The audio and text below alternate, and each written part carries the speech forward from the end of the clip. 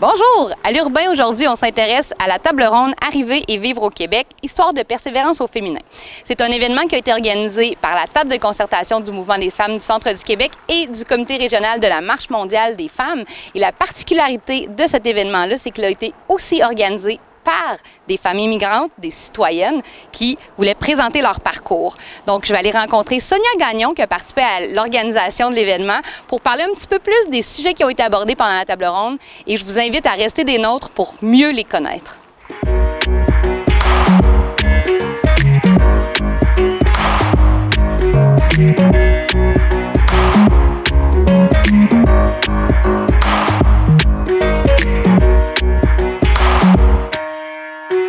Bonjour Sonia Gagnon. Bonjour Mia. Comment vas-tu? Je vais bien et tout? Ça va très bien. Et toi? Ça va bien, muy bien. Tu vois, mon espagnol et ça. Je pense, Sonia, tu voulais me poser une question d'entrée de jeu, puis après ça, moi, j'ai beaucoup de questions pour toi. Oui, je voulais savoir pour la table de concertation, qu'est-ce que vous a fait penser aux femmes immigrantes dans ces contextes? En fait, d'abord, ce qui est intéressant de dire, c'est que la table de concertation du Mouvement des femmes, on travaille pour tout le centre du Québec, puis nous, on s'intéresse aux conditions de vie des femmes en général. Donc, on travaille sur différents projets à travers l'année, le temps, qui s'intéressent vraiment à des secteurs qui peuvent toucher la vie des femmes. Puis on sait qu'au centre du Québec, il y a plusieurs villes qui accueillent des immigrants. On a des villes d'accueil, on a aussi des endroits où c'est des travailleurs, travailleuses. Puis, on s'est posé la question dans ce contexte-là, c'est quoi la réalité des femmes immigrantes? Puis, moi, dans le contexte de mon travail, je suis responsable du comité régional pour la mobilisation de la Marche mondiale des femmes.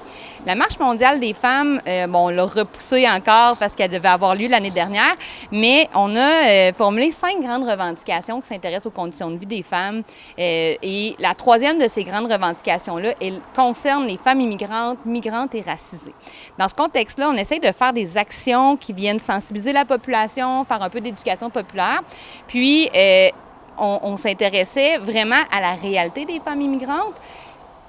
La TAM se disait, et le comité régional pour la Marche mondiale, duquel fait partie beaucoup de partenaires, on se disait, mais on n'a pas de femmes immigrantes dans le comité et ça serait donc vraiment intéressant que ce soit une activité qui est faite par et pour les femmes immigrantes. Donc, c'est ce qui fait qu'au final, tu arrives dans ce contexte-là. Moi, j'ai envie de te dire, présente-toi un peu, puis qu'est-ce qui fait que tu t'es impliquée dans la table ronde. Table ronde, Arriver et vivre au Québec, c'est une histoire de persévérance au féminin. Donc, qu'est-ce qui fait que tu t'es impliquée?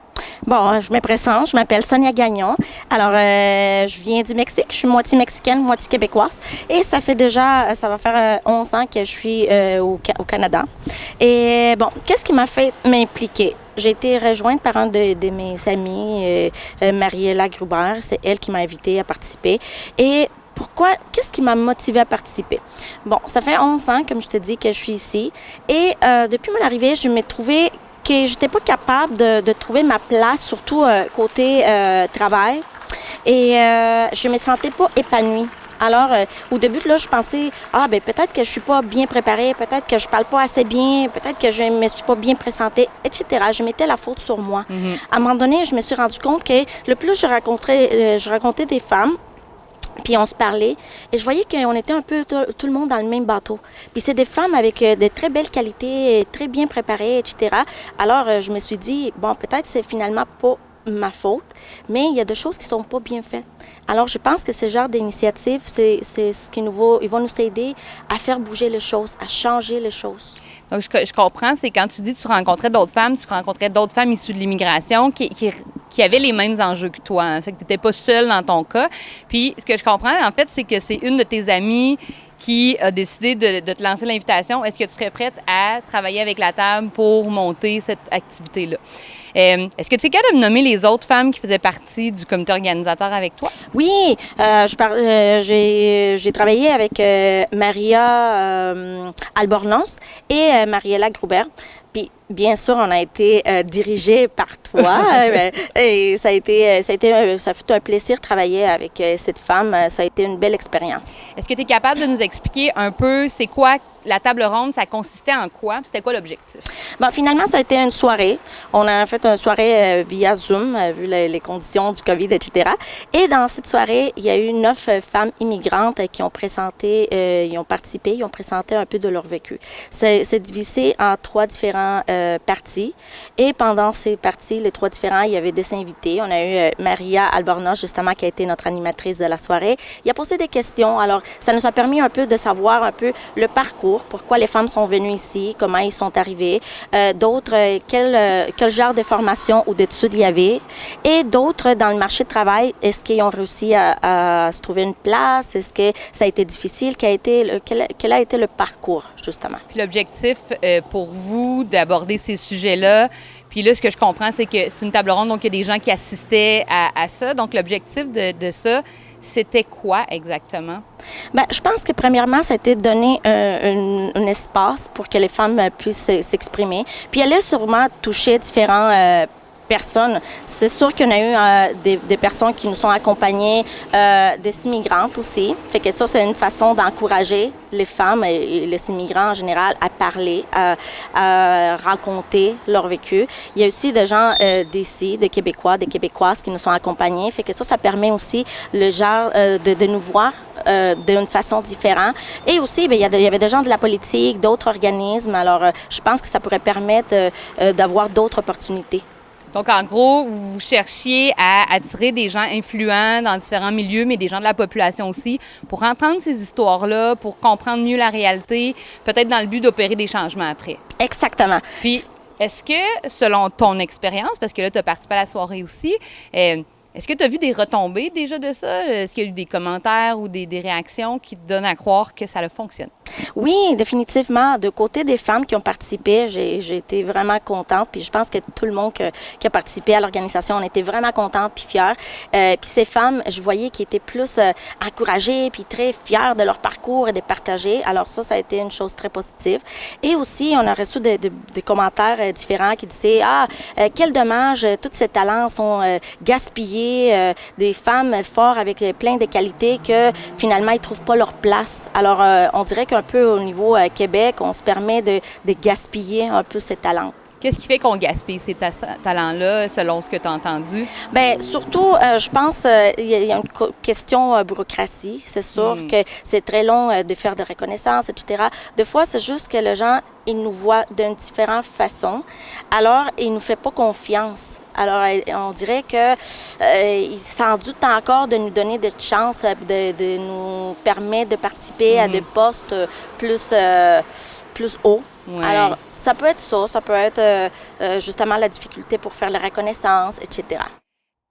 Donc, ce que je comprends, c'est qu'il persiste certains préjugés, malgré, tu sais, on a entendu, je pense, dans la table ronde qu'il y a quand même déjà des services qui existent, il y a quand même des organismes qui accompagnent, des gens très ouverts et avenants, mais il persiste quand même certains préjugés qui peuvent être des blocages pour avancer, ou encore, il y a une lourdeur administrative des fois, ou dans la bureaucratie, qui fait que les femmes avec un grand potentiel sont un peu freinées, elles ne peuvent pas avoir accès à ce qu'elles veulent. Moi, je serais intéressée de savoir, en fait, qu'est-ce qui est important, selon toi, de faire cette action-là par des femmes immigrantes? Parce que, oui, je vous ai accompagné, mais tu sais, dans le cadre du travail, mais c'est vraiment vous qui avez déterminé les sujets. Qu'est-ce que vous vouliez faire comme action? Ce n'était que des femmes immigrantes, cette soirée-là. 12, en fait, c'était 12 femmes immigrantes. C'est quand même une belle mobilisation. C'est quoi l'importance de faire par et pour les femmes immigrantes, selon toi? Bien, premièrement, je pense que, comme on sait, un peu nous faire visibiliser. C'est important. Alors, que ça soit fait par des femmes immigrantes, bien, je pense que qui va connaître mieux notre réalité que nous-mêmes. Alors, c'est sûr que peut-être il pourrait y avoir des Québécoises, des Québécois qui vont dire « Ah oui, ils ont de belles qualités, etc. » Mais ils ne connaissent pas notre réalité, tout à fait, la problématique, etc. Et pourquoi c'est important de le faire pour les femmes immigrantes ou en général les immigrants, mais dans ces cas-ci, pour les femmes immigrantes, c'est justement pour, je pense, pour ouvrir plus d'opportunités. Pour que le mouvement commence à prendre plus d'ampleur et que ça change les choses, pas juste pour ceux qui sont déjà là, mais pour ceux qui en viendront dans le futur. Je sais pas, toi, si tu as ressenti la même chose. Je te pose la question à brûle-pour-point comme ça, mais moi, dans les inscriptions ou quand, pendant la soirée ou même un peu autour, je sentais beaucoup de femmes immigrantes intéressées par l'activité et qui avaient envie de partager aussi leur vécu. Est-ce que tu as l'impression qu'il manque peut-être cet espace-là pour qu'on puisse le faire? Oui, je crois définitivement qu'il pourrait avoir plus d'ouverture dans cet aspect. Il y a eu des femmes pendant le recrutement, etc. On a eu des femmes qui étaient plus peut-être, ils doutaient un peu s'y participer, etc. On ne veut pas non plus être perçu comme d'être pas reconnaissante envers la société qui nous a accueillis, etc. Alors, on dit, peut-être que si je fais un petit commentaire, je vais passer pour ne pas être reconnaissante, etc. Oui. Et, alors, il y avait des femmes qui peut-être, il y avait un peu plus de doutes, mais à la fin, de la façon que ça a été fait, etc., j'ai vu que les femmes étaient très, très heureuses, puis étaient fières d'avoir participé. Alors, je pense qu'il y aura tout à fait une possibilité d'avoir plus d'espace pour ces femmes. Plus d'espace pour que les femmes puissent s'exprimer, au moins se rencontrer, peut-être partager leur vécu. Oui. Donc, moi, ça m'amène à te dire, pour conclure, est-ce que tu sens que ça serait pertinent d'en refaire encore et est-ce qu'il y en aura peut-être d'autres? Bien, j'espère que oui. Je pense qu'il y aura plein de sujets qu'on pourrait voir d'une façon très différente. Ta vision et ma vision sont complètement différents. Alors, ça sera très intéressant de trouver nos points en commun. Et il y a plein de choses. C'est sûr que dans un petit table ronde de 1 heure et quelques 30 minutes, on a participé très brièvement avec chaque femme. Alors, je peux être certaine qu'il y a plus qu'on pourrait savoir des femmes. On pourrait avoir encore plus. Puis c'est ça. Puisque j'y étais, je peux dire que c'était passionnant. Il y a des gens qui commentaient pour dire hey, je voulais quitter la soirée en plein milieu parce que j'avais autre chose. Puis finalement, j'ai pas pu partir parce que j'apprenais beaucoup de choses. Je sens que ce qui est ressorti aussi dans ce qui a collé à la tête des gens, c'est toute la persévérance que ça prend pour immigrer, se refaire une vie intéressante ici. Puis j'ai envie de dire, ben c'est vrai. Puis je l'ai vu aussi dans le travail qui a été fait pour l'organisation. Je te remercie de ta participation. Je te remercie d'être là avec nous puis de témoigner de ton vécu aussi aujourd'hui. Puis moi, j'ai envie de dire, il y en aura d'autres, donc au plaisir de retravailler ensemble. Si jamais des femmes aimeraient s'impliquer, bien, peuvent toujours communiquer avec la table de concertation Mouvement des femmes, puis on les mettra. Bien, à suivre. Merci beaucoup à toi, Mia, puis merci à la table de concertation et tous ceux qui ont participé à la soirée. On a été vraiment, vraiment contents. C'est un plaisir.